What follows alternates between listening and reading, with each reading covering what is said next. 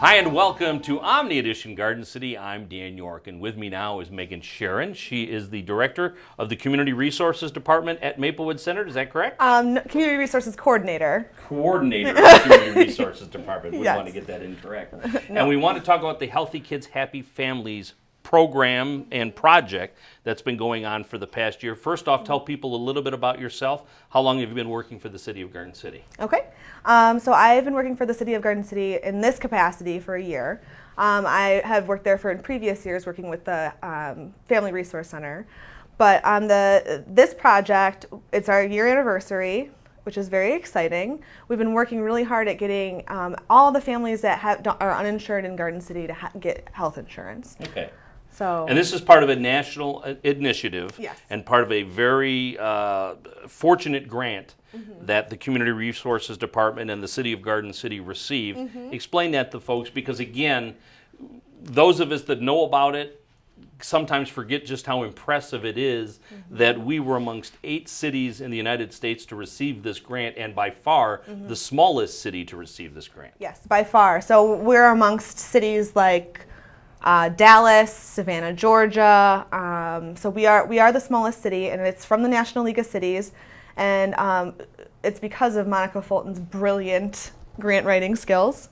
We were able to get this grant, and it's going well. But we've noticed that there's a group of people that we're not seeing as much as we would like to see. Okay. And the object here through this grant was to be able to promote and find and register people that were eligible for health care that weren't getting it. And specifically, it's to get kids involved into this program. Right. And obviously with the Affordable Care Act, or Obamacare, that opened up a lot of doors that weren't open in the past. Right, right.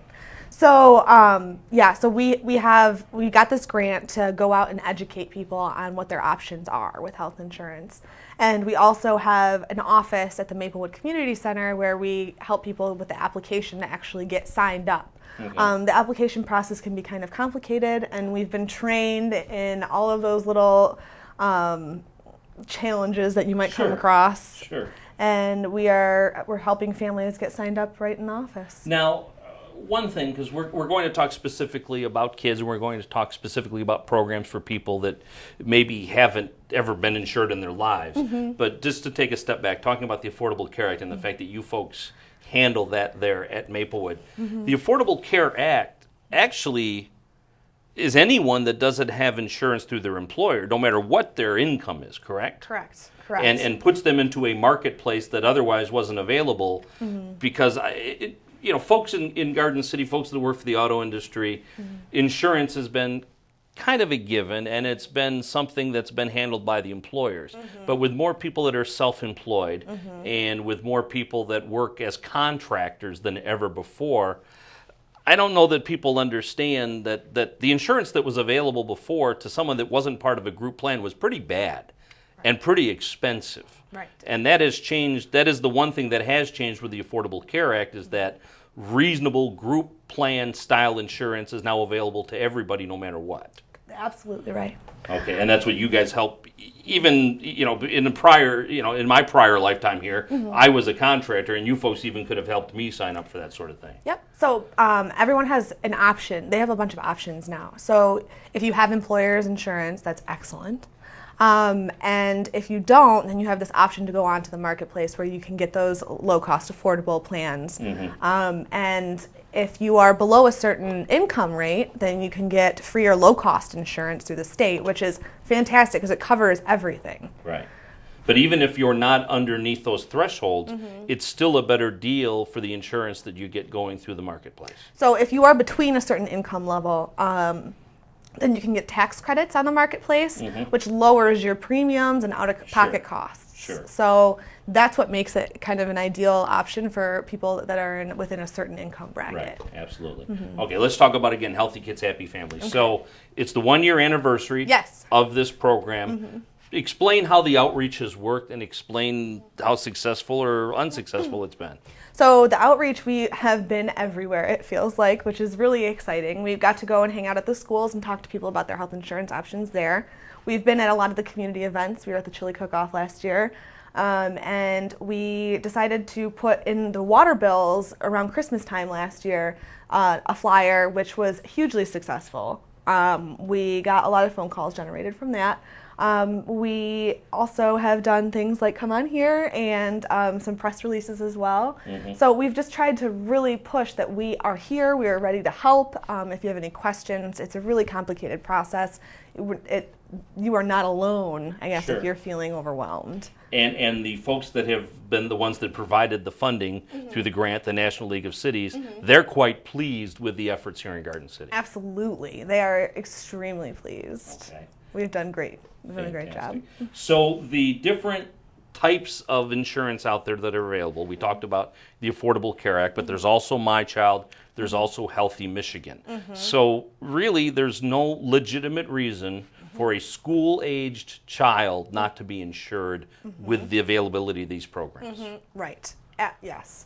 So Healthy Michigan, under its Healthy Kids, a family, like say a single mom with 3 kids, they could get health insurance with that program for around $36,000 a year in income. If that's not what it costs them for it. No. They make up to that amount of money. Excuse me. Right. Their income is that. Sure.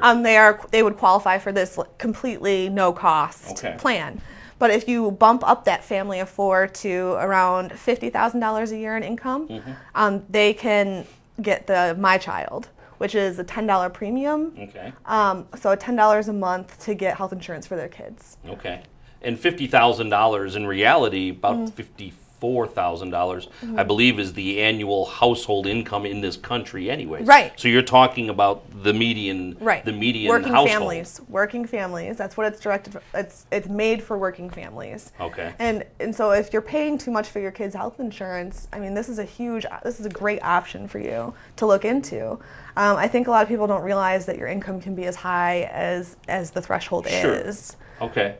Because the object was of the Affordable Care Act, the object was to get everybody insured, not just low-income people. Right. And again, when you have more contractors and more self-employed people and folks that aren't in traditional employment situations, there are a lot of people in that mid-range or even upper range that have just ignored it because it was problematic. It was hard to do. It was too expensive.